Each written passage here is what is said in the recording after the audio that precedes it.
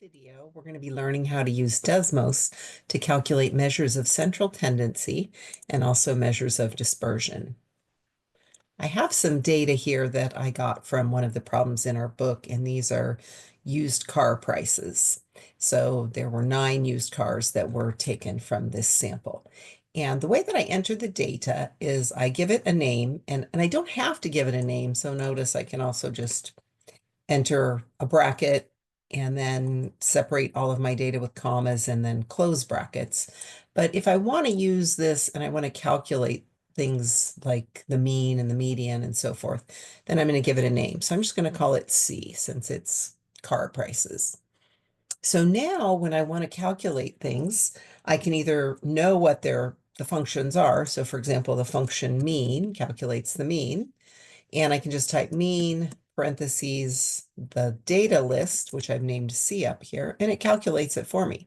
So it's going to add all of these up, and there's 9 of them, so it'll divide by 9, and you can see the average price is 10,178. Let's look a little bit at this data so you can see we've got some smaller ones in there. So indeed, that looks like the average.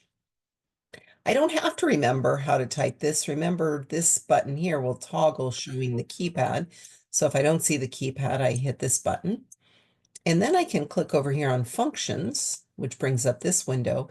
And then I can scroll down to statistics, and here are all of the available functions. So you don't necessarily have to remember them. But now you can see that if I wanted to calculate the median, I can just type median, and it gives me the median. We also learned about standard deviation, so let's see how to do that. Notice for standard deviation, we have 2 of them. Which to use, standard deviation or standard deviation P?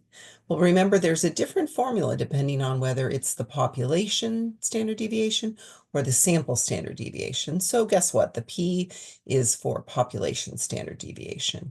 This is most likely a sample since there's only 9 cars. It's probably not all the used cars. So standard deviation gives me the standard deviation of that sample, and that's 3074.92. Let's see what other functions we have here. We can calculate our quartiles. If you want to calculate a quartile, you first give it your list of data, and then you tell it which quartile you want. There's 4 of them. So if I want the first quartile, there it is. I could also calculate the second quartile. Here I'm just typing it in since I know now that it's quartile. And remember the second quartile is also the mode, the median. So I can type median. Same answer as expected. If I am interested in all of the quartiles, then I can use this function stats. Give it my list, and notice that it gives me all of the quartiles, but it also gives me the minimum value and the maximum value, which could also be useful. That's the end of this lesson. Hope to see you in our next Desmos lesson.